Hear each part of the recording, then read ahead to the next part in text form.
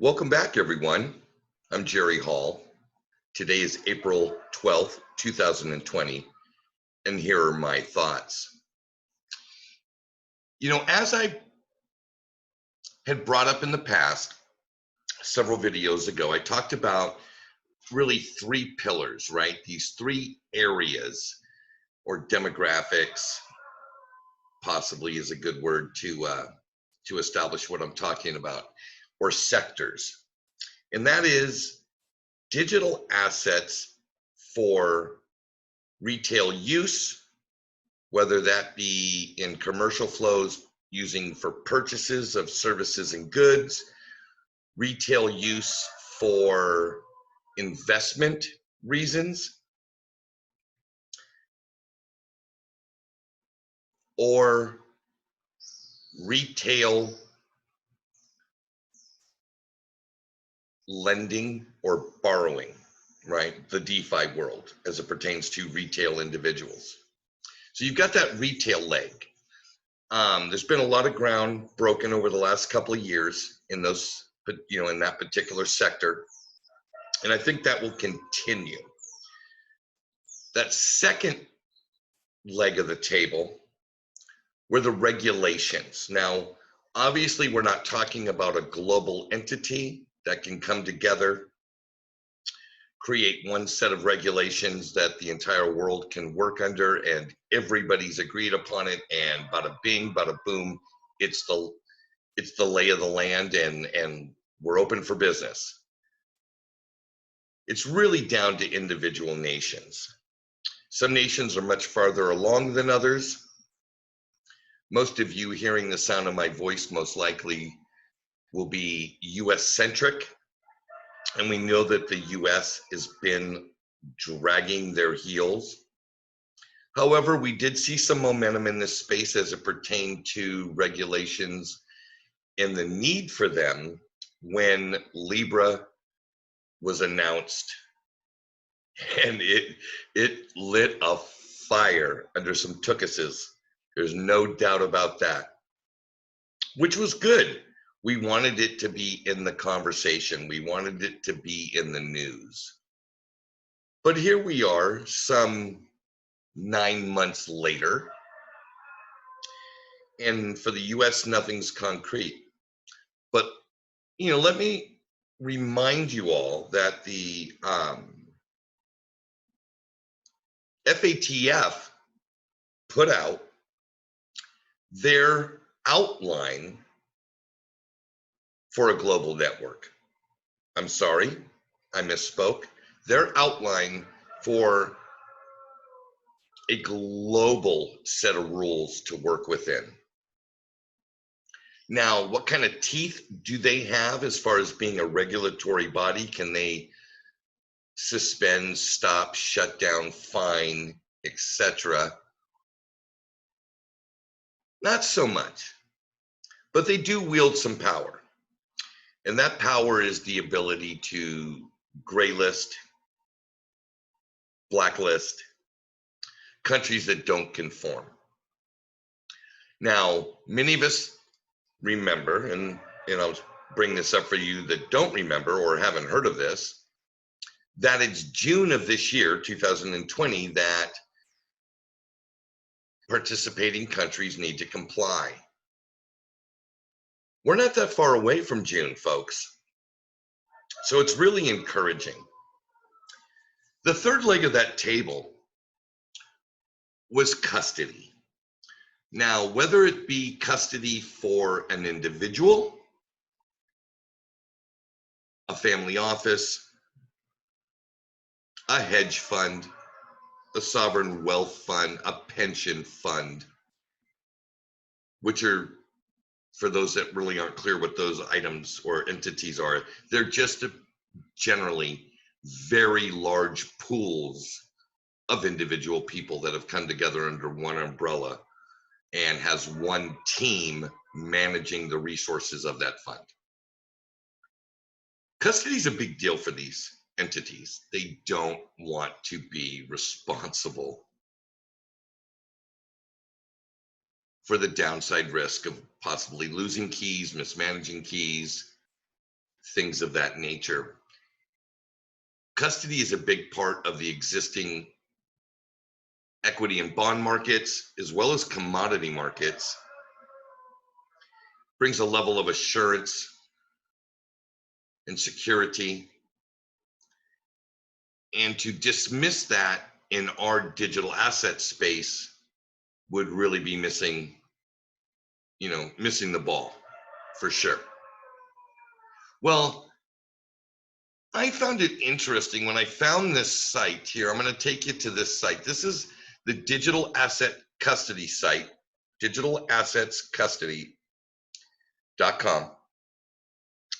And although they are a custody provider in and of themselves, what I found is interesting about this particular outfit is they have this interesting tool. Check this out.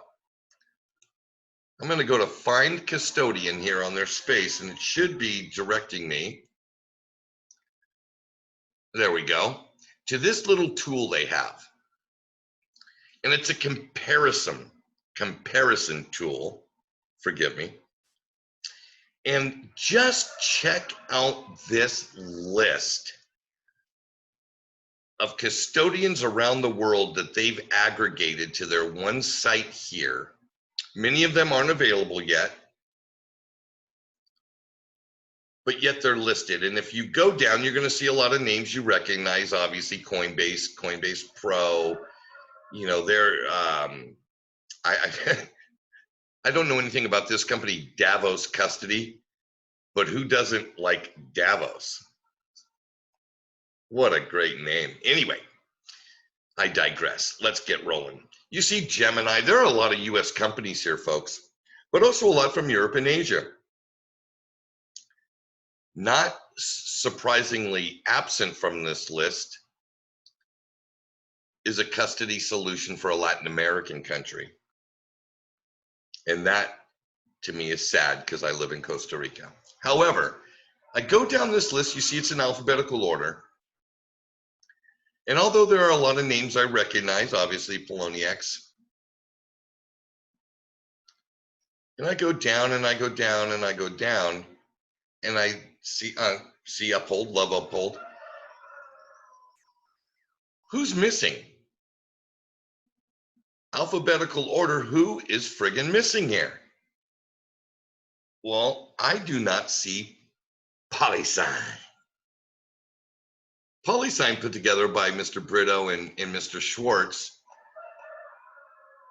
as I brought up on a previous video, has changed their website and changed their logo. This is a good thing. This is a really good thing. Now, I was watching a Crypto Eerie video this morning, and one of the interesting points she made about this is that it's not uncommon for companies who've registered domain names put up a placeholder web page to, in the background, be doing the work that they're going to do, and when they are close to being ready to hit the public or the vertical in which they are going to launch their service and or product, that they'll do their redesign and implement their redesign shortly before their actual deployment. Now, something she brought up, and I'm sure, you know, for those of you that watched her video first, right on, Erie's the best. She brought up something that I was unaware of. And that is that there is another outfit here based out of New York called Standard Custody and Trust Company. But if you look at the bottom of the screen, you'll see right down there at the bottom, it says PolySign Inc. 2020. And when you look at who's involved, Arthur Brito's name is right there. Matter of fact, 4 of the 5 people on their articles of registration, I guess, for their corporation are from PolySign. So PolySign on the West Coast, Standard Custody and Trust, right there in the heart of the United States Financial Center, New York, appears as if they're getting ready to roll. Now, the interesting point to all this stuff about custody, really trying to identify who's going to win. There are factors in deciding who's going to win the race, who's going to gobble up that market share. 9 times out of 10, it's the user experience, not so much the actual tech behind it. Remember that list that we saw of all these friggin' custodial companies? There are a lot of them. How do you choose? What are the deciding factors in making the choice? They're all going to have extremely good security. I think it's going to boil down to user experience. How well is their tech allowing their users to interface with the financial markets of the world? So when I log into my, whether it be Anchorage account or my PolySign account or my Standard Custody and Trust Company's account, how easy is it going to be for me to acquire assets, move money in and out of my account, trade assets from within my account? This digital age isn't going to stop at tokens. Eventually, all bonds will be on some form of fractionalized blockchain marketplace. All equities, same. Real estate, same. It's an exciting time to watch this space evolve. I hope you're excited. I hope you're having a wonderful Easter Sunday. And until next time, everybody, Pura Vida.